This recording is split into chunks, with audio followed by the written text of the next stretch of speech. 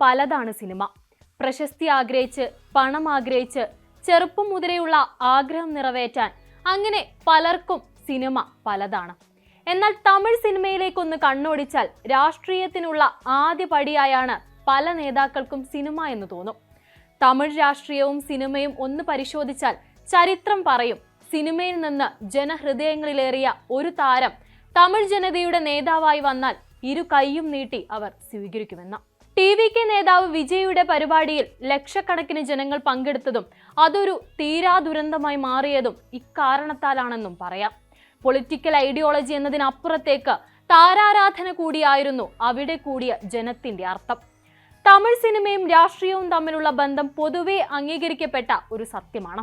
സ്ക്രീനിലെ നായകനെ ദൈവത്തെ പോലെ ആരാധിക്കുന്ന ഒരു കൂട്ടം ജനം.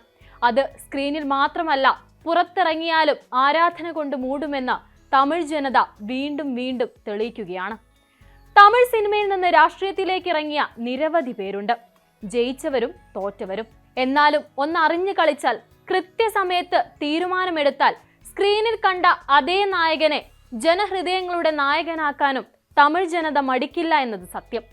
തമിഴ് സിനിമയിൽ നിന്നും രാഷ്ട്രീയത്തിലേക്ക് എത്തിയ വിജയിച്ചവരുടെയും പരാജയപ്പെട്ടവരുടെയും ചരിത്രമൊന്ന് പരിശോധിക്കാം. സിനിമയും രാഷ്ട്രീയവും ഒന്നാക്കി മാറ്റിയ തമിഴ് ജനതയുടെ ആദ്യ നേതാവ് MGR. തമിഴ് മക്കൾ സ്നേഹപൂർവ്വം പുരട്ചി തലൈവർ എന്ന് വിളിക്കുന്ന വിപ്ലവ നായകൻ. സിനിമകൾ ചെയ്ത് ജനഹൃദയങ്ങളിൽ ഇടം പിടിച്ച അതേ അളവിൽ തന്നെ ജനനേതാവായും അദ്ദേഹം ഇടം നേടി.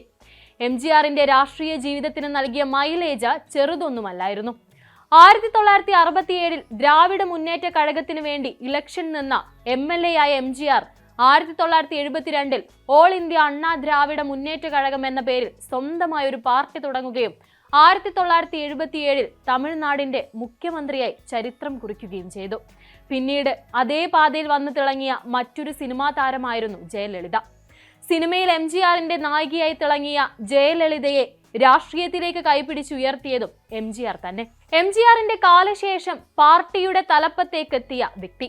1991 തമിഴിന്റെ ചരിത്രമായി മുഖ്യമന്ത്രിയാവുകയും ചെയ്തു. പിന്നീട് 2001 മുതൽ 2015 വരെയുള്ള കാലം തമിഴ്നാട്ടിൽ ജയലളിത യുഗമായിരുന്നു എന്ന് വേണം പറയാൻ.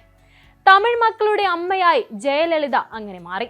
പക്ഷേ ഇത്രത്തോളം തന്നെ വിവാദങ്ങളും ജയലളിതയുടെ രാഷ്ട്രീയ ജീവിതത്തിലും വ്യക്തി ജീവിതത്തിലും ഉണ്ടായിരുന്നു. എന്തിന്, മരണത്തിൽ പോലും വിവാദമൊഴിയാത്ത വിപ്ലവ നായികയായി ജയലളിത മാറി. ഇതിനെല്ലാം ശേഷം സിനിമയിലും രാഷ്ട്രീയത്തിലും ഒരുപോലെ തിളങ്ങിയ മറ്റൊരാളാണ് വിജയകാന്ത്. 1980കളിൽ സിനിമയിലെത്തി.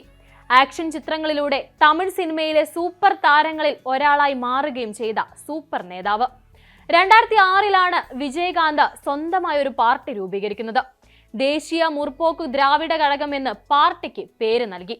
2011 ജയലളിത മന്ത്രിസഭയിൽ 29 സീറ്റിൽ ജയിച്ച് പ്രതിപക്ഷ നേതാവായി മാറി. അങ്ങനെ തമിഴ് രാഷ്ട്രീയത്തിലെ ഒരു പ്രധാന ശക്തിയായി വിജയകാന്തും അദ്ദേഹത്തിന്റെ പാർട്ടിയും മാറി. 1996 DMKയിൽ ചേർന്ന് ഇലക്ഷന് നിന്ന മറ്റൊരു ശ്രദ്ധേയനാണ് ശരത് കുമാർ. എന്നാൽ ശരത് കുമാറിന് അടിപതറുന്ന കാഴ്ചയായിരുന്നു തുടക്കത്തിൽ കണ്ടത്. സ്ക്രീനിലെ ജനപിന്തുണ പക്ഷേ രാഷ്ട്രീയത്തിലേക്ക് ഇറങ്ങിയപ്പോൾ ലഭിച്ചില്ല എന്നതാണ് സത്യം.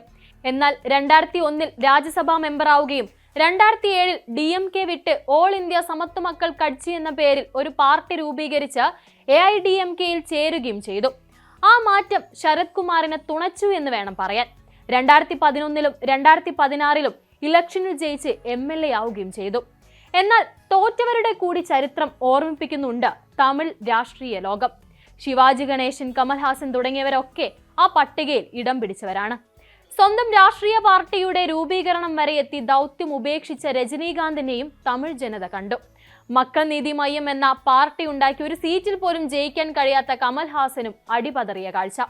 കാർത്തിക്, ഖുഷ്ബു സുന്ദർ, രാധാരവി, K ഭാഗ്യരാജ് തുടങ്ങിയവരെല്ലാം ചെറുതും വലുതുമായ പ്രസ്ഥാനങ്ങളിലൂടെ രാഷ്ട്രീയത്തിൽ ഇടം നേടാൻ നോക്കിയെങ്കിലും MGRനെ പോലെ ജയലളിതയെ പോലെ തിളങ്ങാനായില്ല എന്നതായിരുന്നു സത്യം.